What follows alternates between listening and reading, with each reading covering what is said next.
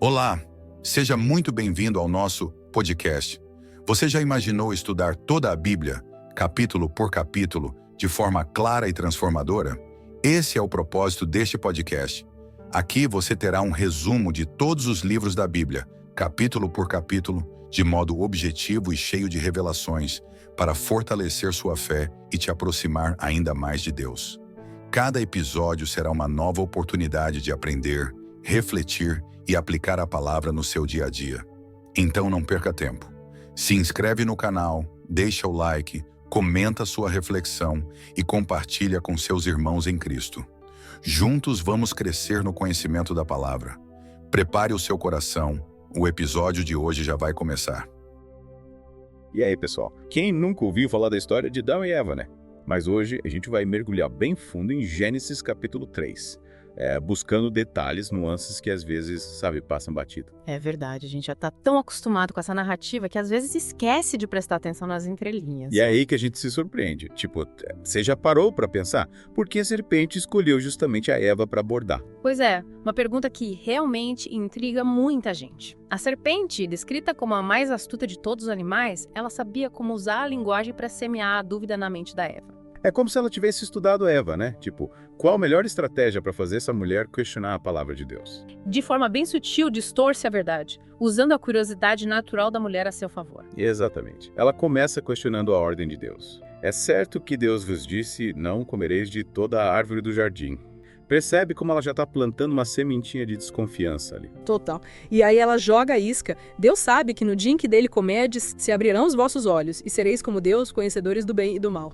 Uma proposta tentadora, né? Quem não gostaria de ter o conhecimento de Deus. E é justamente aí pro menor perigo. A serpente coloca o desejo de ser como Deus, de ter o poder de decidir o que é certo e o que é errado, como algo positivo.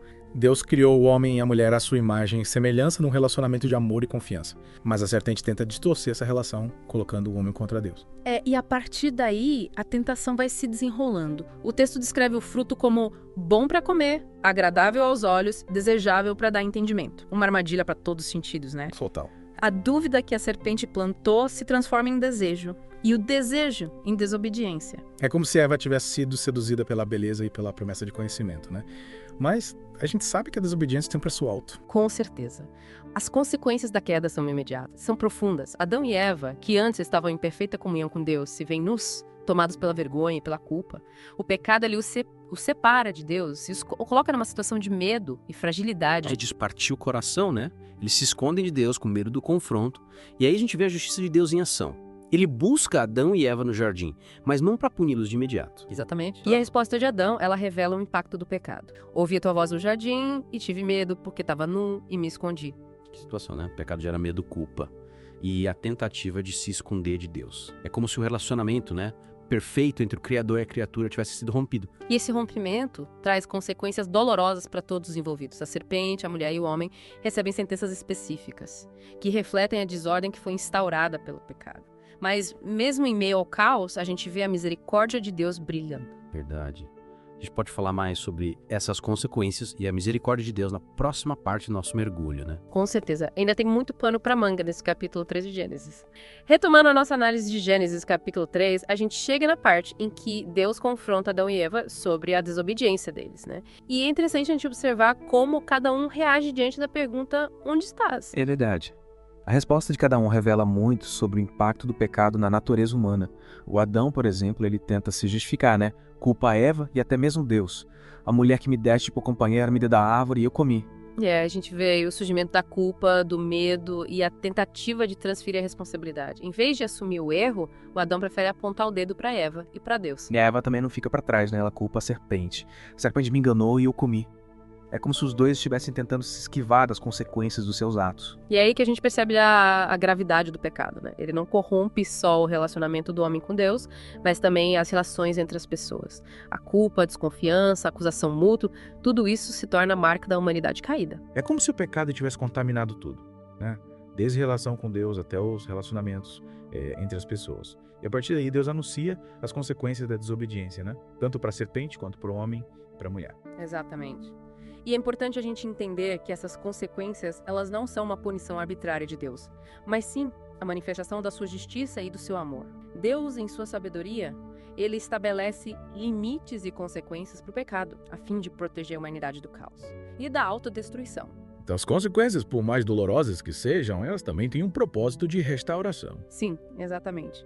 Deus, mesmo em sua justiça, ele não abandona a humanidade à própria sorte. Ele continua amando, cuidando das suas criaturas, mesmo diante da desobediência. E como é que a gente pode ver essa misericórdia de Deus em meio às consequências do pecado? A gente vê a misericórdia de Deus em vários detalhes. Por exemplo, ele faz vestimentas de pele para Adão e Eva, cobrindo a nudez deles. Essa atitude demonstra o cuidado, a compaixão de Deus, que não quer ver os seus filhos expostos à vergonha e à humilhação. É como se Deus estivesse dizendo: eu ainda amo vocês, mesmo que vocês tenham errado. Exatamente. Deus não desiste da humanidade. Ele continua se importando com as necessidades deles, mesmo depois da queda. E outro sinal da misericórdia de Deus é a promessa da redenção. Que promessa é essa? Logo após anunciar as consequências do pecado, Deus profetiza a vinda de um descendente da mulher, que esmagará a cabeça da serpente. Essa promessa aponta para a vitória final sobre o mal e a restauração da comunhão entre Deus e a humanidade. Então, mesmo em meio ao sofrimento, à dor, a gente tem uma esperança, né?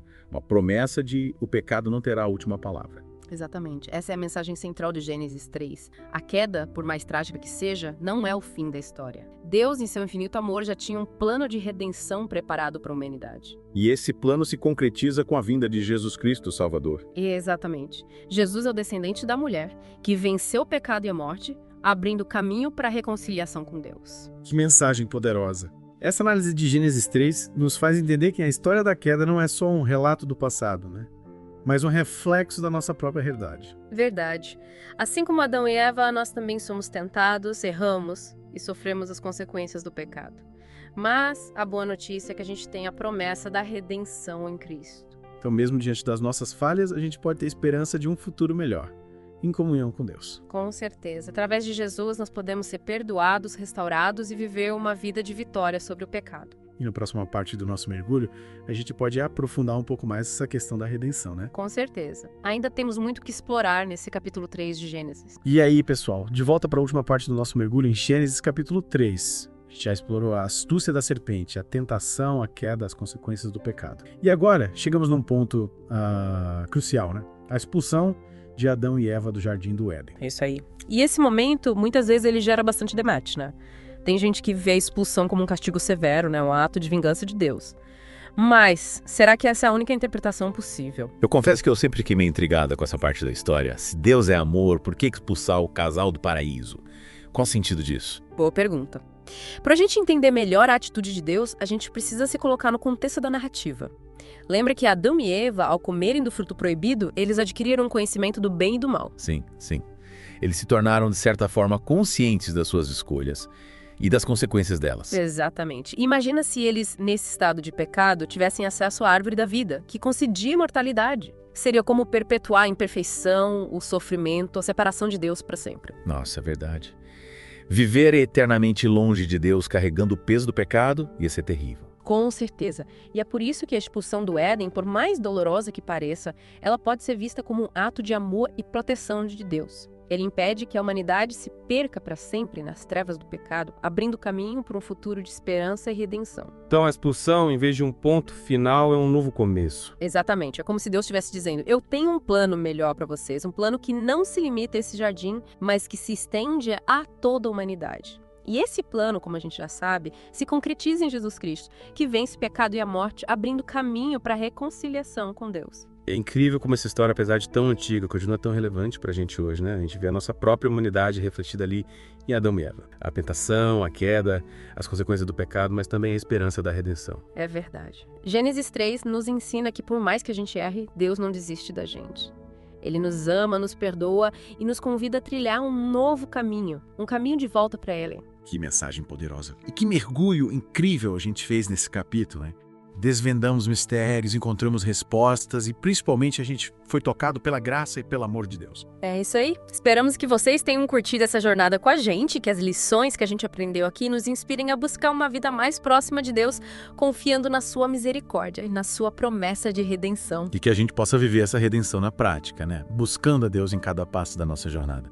E espalhando o seu amor por onde a gente for. Valeu, pessoal. Até a próxima. Até mais. Fique na paz de Deus. E assim concluímos mais um capítulo da Palavra de Deus. A cada episódio, aprendemos mais e mais da Palavra do Senhor. Cada versículo nos aproxima mais do nosso Deus. E agora eu quero saber, qual foi a parte que mais falou com você? Escreve aqui nos comentários. E claro, se inscreve no canal, ativa o sininho de notificações, deixa o like e compartilha essa palavra para que mais pessoas sejam edificadas. Juntos vamos crescer no conhecimento da Palavra de Deus. Que o Senhor te fortaleça e te encha de sabedoria. Nos vemos no próximo capítulo da nossa jornada bíblica.